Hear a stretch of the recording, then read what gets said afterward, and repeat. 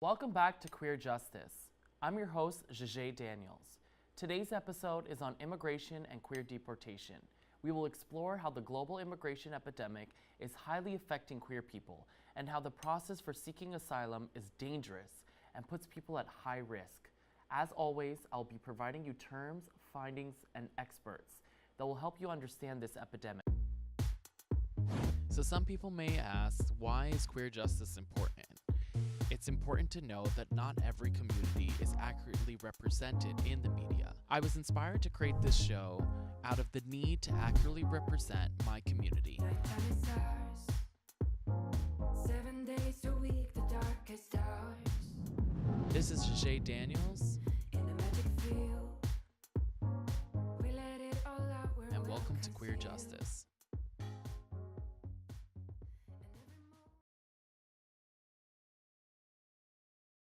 Know that by watching Queer Justice, you are never expected to remember everything. So please, do reach out to us for any questions. In today's episode, we will explore how the immigration crisis is a dark journey for many, escaping government regimes and persecution, specifically for individuals across the former Soviet Union. In 2018, there are 76 countries in the world where it is a crime or it is fundamentally unsafe to be LGBTQ. As a result, members of this community must flee their countries of origin, looking for places that might allow them to be who they are and escape persecution, violence, criminalization, and more. According to the UCLA Williams Institute, there are approximately 267,000 undocumented LGBT immigrants in the US from all over the world, and it's estimated that between 15,000 and 50,000 of them are transgender. Now, let's watch a short clip that will take us to our first case of an asylum journalist, Aliz Firuz. Я в Узбекистан живым не вернусь. То есть я лучше умру, помучиться полчаса и умереть, чем мучиться бесконечно, когда будут тебя пытать. Не сразу человек от этих пыток умирает. То есть они пытают, причиняют боль до определенного момента, человек сколько может выдержать. Потом они немного отходят, дают немного восстановиться, потом заново пытают, да, то есть и это так вот бесконечно может длиться, да. Ну, это какой-то остаток средневековья, дикого средневековья, да. Но то, что там ногти людям выдергивают, там тыкают иголкой в пальцы, избивают, кипятком обливают. То, что от такой несправедливости не застрахован никто, абсолютно никто. Let's talk a little bit about this. Ali Firuz is a gay journalist from Novaya Gazeta in Russia, one of the few liberal and uncensored forms of journalism by the Russian government. Firuz was tortured and threatened by the Russian and Uzbekistan's government since March 2017 on suspicion of breaking Russian immigration laws. This came after the refusal by the Russian authorities to grant him asylum after he fled Uzbekistan, where he had been arrested and tortured by the brutal Uzbek Karimov regime. For the last 9 months after Moscow court decided to deport him back to Uzbekistan, Ali has been held in a special prison for foreign citizens on the outskirts of Moscow. As Americans, we are privileged to have access to information and an open press compared to other countries where media is in the hands of government leaders. And it is our responsibility to call out and push for accountability to those countries that permit this type of atrocity. The Solidarity campaign to free Ali Firuz took over a year. Many public demonstrations were organized in different parts of the world, as well as an online petition on change.org that collected over 70,000 signatures. What can we learn from this experience to be aware for others? By defending this Russian journalist, we are building to defend ourselves from corrupt governments and understanding his experience to be better at assisting others that need a smoother and safer transition into seeking asylum and stability in a country that protects them.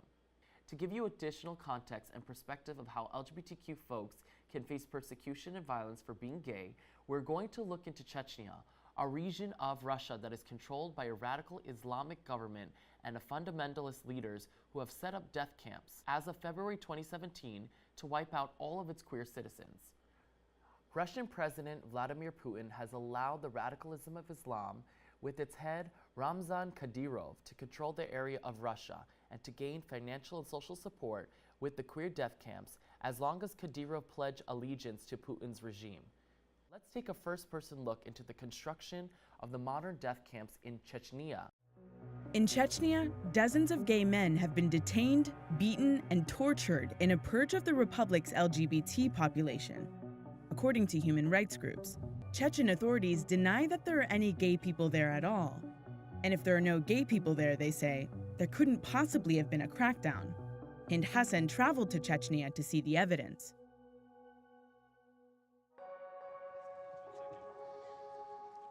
Хоть одного случая, когда я вам говорил, задерживать там геев каких-то, вы слышали вообще о них?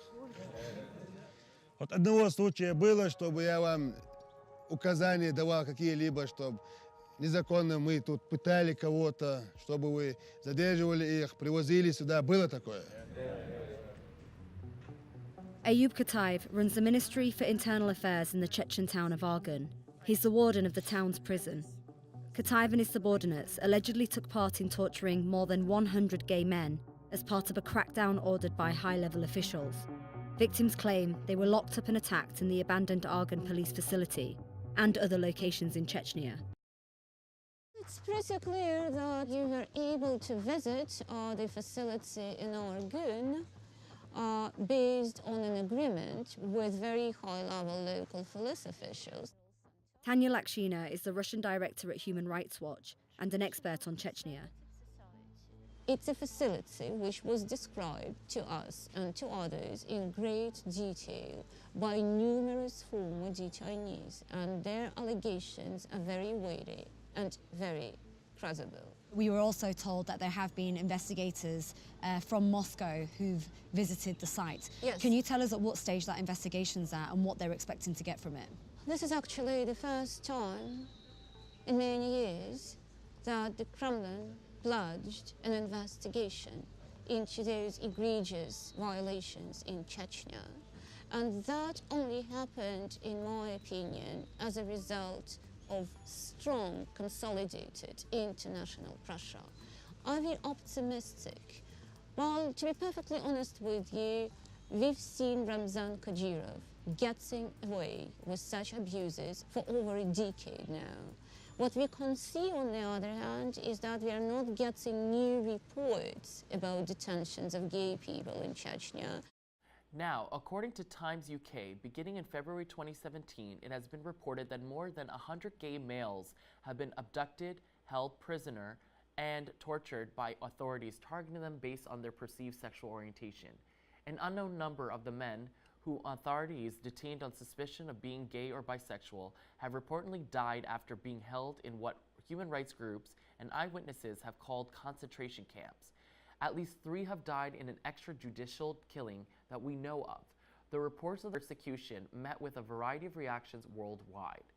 The head of the Chechen Republic, Ramzan Kadyrov, denied not only the occurrence of any persecution, but also the existence of gay men in Chechnya, adding that such people would be killed by their own families.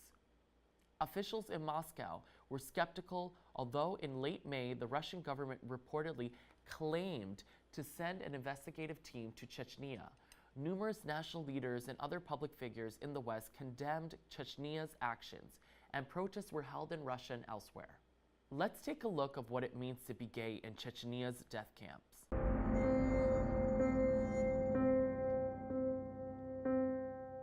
They beat me and broke my nose.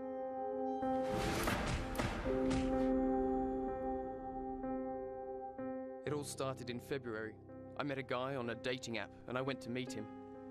I arrived at his place. It turned out later there were police hiding in the bathroom.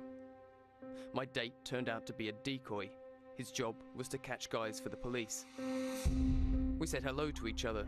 5 minutes later, the police appeared out of the bathroom.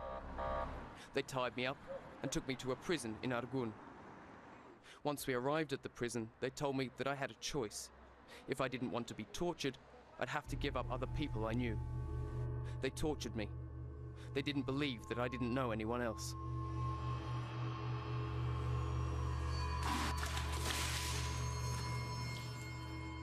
They attached a cable to my finger and turned on the electricity.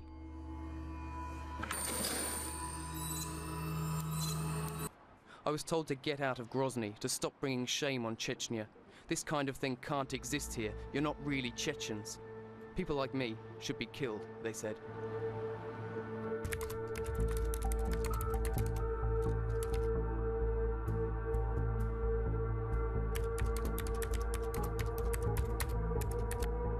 These mercenaries, they're not human and deserve damnation for casting false accusations. God will punish them. I disagree. To me, being gay is not a disgrace. It's about freedom. Of course, it was hard leaving home, losing everything I had back there. Everyone there knows about me now.